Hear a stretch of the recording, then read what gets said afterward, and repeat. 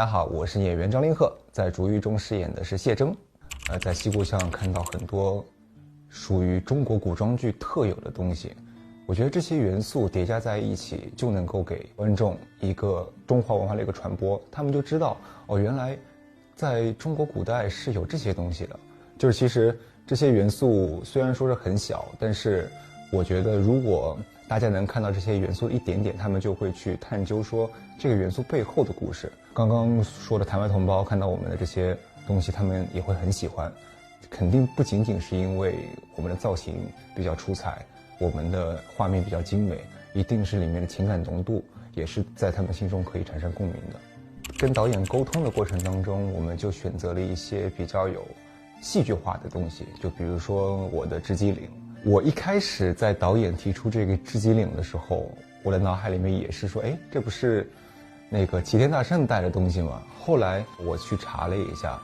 它原来是其实寓意着古代将军他们战胜归来的时候会带的一个东西，就是彰显了自己的胜利嘛，是一个很开心的场面。所以说后来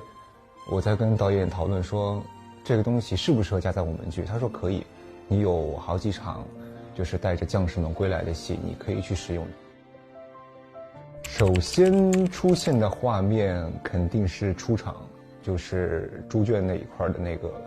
场景，就是那一束光，那一束光真的是神来之笔。我还记得有一个镜头是从上面天上俯拍的，那个猪圈上面有一个洞，然后透过那个洞看到了我们俩。其实那个镜头我感觉很有意境，它不仅仅代表了我们俩被这个猪圈捆绑在了一起，也能够代表这个洞就是射向我们俩的一束光。它整个画面都已经在交代着，好像在跟你说谢征这个人现在多么需要这么一束光来治愈他。而且谢征那会儿他是抬着头看着樊长玉的，樊长玉在他面前是一个非常高大的形象，当时当地的他是经历了很多的挫折，这时候突然有这么样一个形象在他面前，你说他不心动，那谁心动呢？谢征在前期的时候，他是一个比较藏锋的人，他会把自己真实的东西都放在心里边，但是如果要让一个人变得真实，他一定不会完完全全的藏得住，尤其是在情绪到最大化的时候，愤怒是会让人展露最本性的自己的。所以说当时当地的他遇到这么一件事情，他把自己如视珍宝的一个人，或者说自己都不敢去碰的人，这么去伤害他，那他有什么理由去放过他呢？而且跪在他面前，他一定是要去把他的本性稍微露出来那么一点。而且这么一点大家就会觉得，哦，原来谢征他真的是一个武安侯，他不只是西故乡那柔柔弱弱的一个伤兵。我虽然是演了很多部戏，但是还是时间短，当时最学不会的一样东西就是控制表情。不是说好不好看的问题，而是说当你一个人在有情绪的时候，你并不会把所有情绪放在脸上，尤其是你遇到一个角色他是内敛的，他是喜怒不形于色的，这时候你如果把太夸张的表演放在脸上，观众反而会觉得出戏。在演谢征的时候，我跟导演前期做了很多的功课，包括捋了每一个角色变化的细节。虽然说谢征这个角色在剧里面会有很多的前世都没有拍出来，但是我们前期在做功课的时候，一定会把这些小故事放在心里边，甚至会把它变成就是我自己的小传写在剧本上。尤其是感情戏的时候，一定要去看这些小传，把这些前世在脑子里过一遍之后，再去镜头前面演绎，一定是会比单纯说台词来得更加自然。我在看剧本的时候，我会比较在意逻辑。如果你一件事情或者说一条逻辑线没有它的前史，你突然插进来一个比较炸的情节，大家是不会相信的。就比如说我跟樊长玉的感情，你如果前期没有非常好的一个铺垫，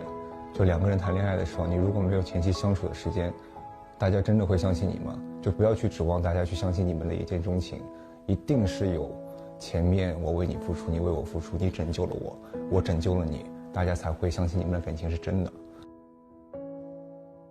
西故乡是最纯真的地方，每个邻里乡亲的关系也写得非常的立体。为什么要去描写这么一段故事呢？就是其实是做一个烘托，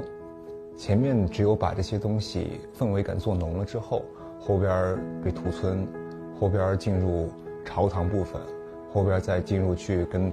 反派对抗的过程当中，观众才能去共情你。然后我杀猪养你很经典的一句台词，然后还有一个风雨郎停梦已醒，这句我也很喜欢，因为它不仅仅是一个梗，还是一个很突出他角色性格的。就用这一句诗就已经交代了我和李青之间的角色关系。他就是一个军师嘛，然后我是一个将军，我跟他之间的人物关系就是时常会这种打趣，然后我又很嫌弃他，然后他又是文绉绉的。江畔何年初见月，江月何年初照人。这当然是最直接的意思，是我跟樊长玉之间的情感关系。还有一种其实是剧里边没有什么篇幅去描写说谢征对于西固巷的怀念。我觉得这句话能够代表一些谢征的心境。他在处理完这些事儿之后，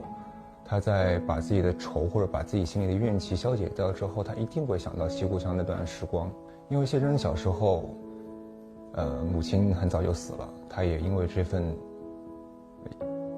情感而感到自责。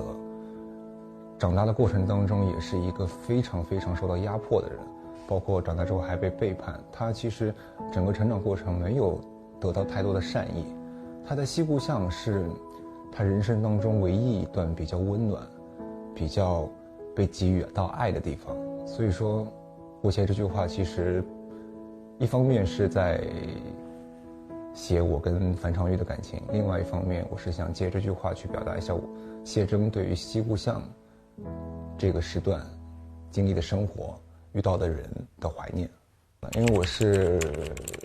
是12月份的摩羯，然后我自己性格从小到大也不太会去表达爱，所以说我自己在演这种感情戏的时候，我特别喜欢所谓的留白，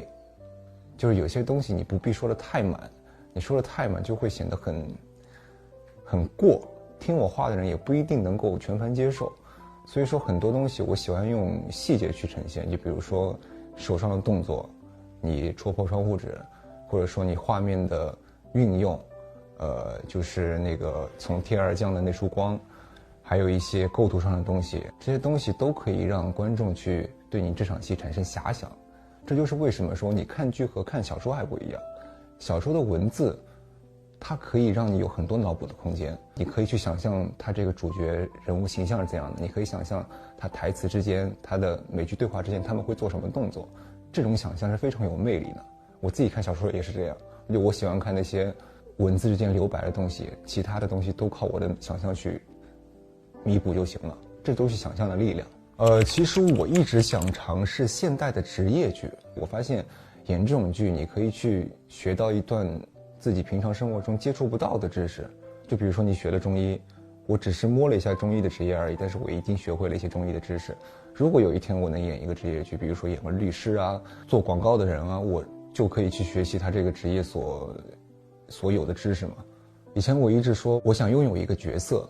这个角色呢是能够让大家看到这个角色名字就能想起我的。当然无所谓大小角色，无所谓正反派，只要这个角色是立体的，而不是说看到我的名字才会去联想到这些角色的。我非常非常期待有这样的一个角色出现在我身上，我也在为此而努力着。大家好，我是演员田曦薇，也是主语里的樊长玉。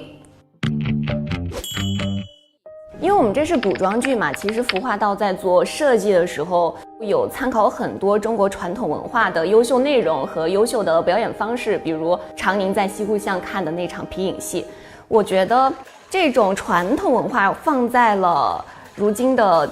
电视里呈现，会让电视里的文化作品更加有魅力，更加有文化的深度，也让传统文化更加活泼起来。我觉得以后能够多多参与这种创作。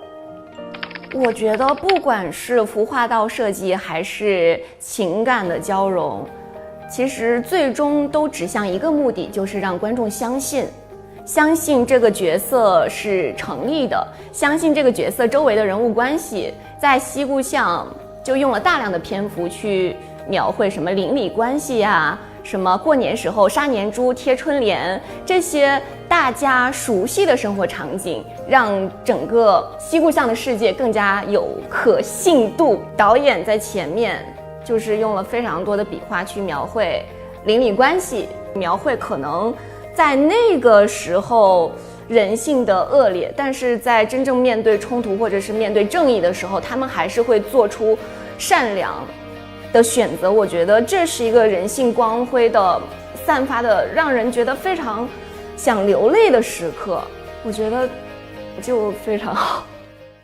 有啊，就比如常玉端出的那碗肥肠面，其实是很有川渝特色的一样东西。那时候拍摄的时候觉得好亲切，好想吃。地方民俗或者是传统文化在影视作品中的呈现是非常有意义的，它可以增强我们的民族自信心。那后面的话，我可能会想要呈现出家乡中的舞龙舞狮，因为舞龙舞狮是一个非常受欢迎而且观赏性极强的一个表演活动，又很有感染力。我觉得想向大家安利一下这个。这人说了，饭得照吃，觉得照睡。常玉身上，我感受到了一种细碎的坚韧，他能在父母离世那种灰暗的生活里，坚强地活出了自己的性格。我看到第1集的时候，我就觉得，就感觉胸有擂鼓，我想去试，我要去演这个角色。我觉得常玉身上的坚守和成长其实是并行的，他一直在守护着一些东西，只不过守护的半径在变大。他在西故乡的时候守护着妹妹，守护着自己的杀猪铺子，守护着自己的亲友或者是夫婿。上了战场，他守护的是身后的百姓，祖国的山河。他的这种精神，我感觉有点像一棵西故乡那个石缝里慢慢扎根、稳稳扎根的小草，然后善良、赤诚、有爱心，也有强壮的生命力。我希望大家看到樊常玉这个角色的时候，也能发出我也可以这种感慨，我也可以在生活里自由、乐观、坚韧地生活着，我可以在面对困难的时候一步一步地向前走，我也可以有勇气做出自己的选择。这就是我想向观众们传递的精神力量。当他站上战场的时候，我觉得他心里是极受震撼的，就觉得好腥风血雨。他没有办法，他要保护自己身后的弟兄，他只能选择挥刀向前，然后通过自己在父亲或者是自己实践生活中的那些战斗经验，他见招拆招，勇敢的去击败了敌人。真正击败的那一刻，我觉得他心里面涌现出来的也不是欣喜，而是一种疲惫。身不由己的选择，我觉得是这样的一个心境。其实那场戏就是锤死了石虎，然后他站立在那儿的表情，我的理解是，他经过一场残酷的斗争，他并不是为他自己取得胜利而高兴，而是所有的场景发生都是无奈的。我没有办法，就是这个时候我要守护我想要守护的东西，我只能这样做。然后站起来也是一个非常筋疲力尽的感觉吧。我们叫樊常玉，方天断井留下，我杀猪养你。有啊，其实最近我杀猪养你这个词的出现频率还蛮多的，我听到非常开心，因为觉得这样子观众和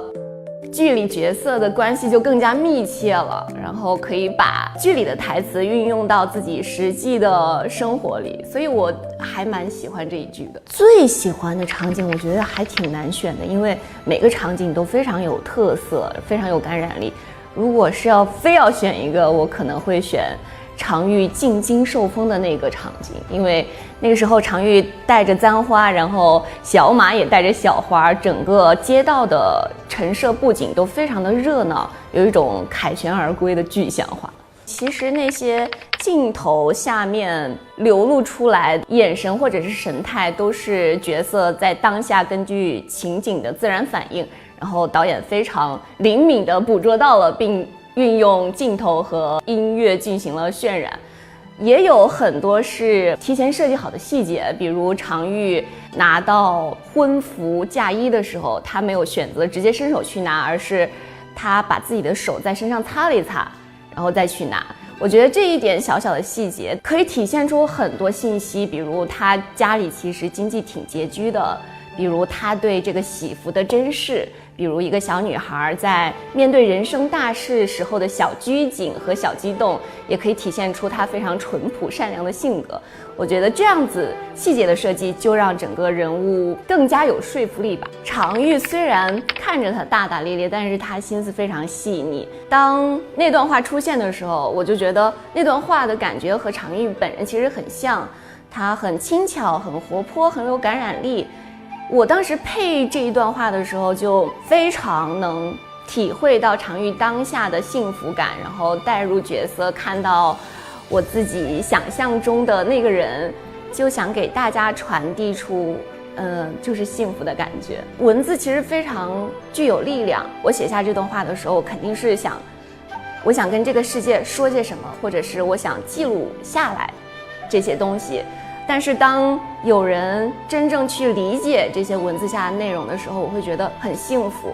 有人跟我同频共振了，我觉得这是一个万里挑一的时刻。其实从出道到现在，自己的想法一直都是做一个真的好的演员。我是可以塑造角色，我可以有很多面不同性格的展现，我可以承担起我身上的社会责任。我想给大家传递出美好的精神，或者是大家看到这个角色能深受鼓舞。我看到过一句话，就是你创造出一个有力量的女性角色的时候，现实里面可能有10000个这样的女人出现。我觉得这是一个非常有意义的事情，我会一直做这样的事情。希望大家多多关注我们主育，多多关注演员田曦薇，我会继续努力给大家带来更好的作品。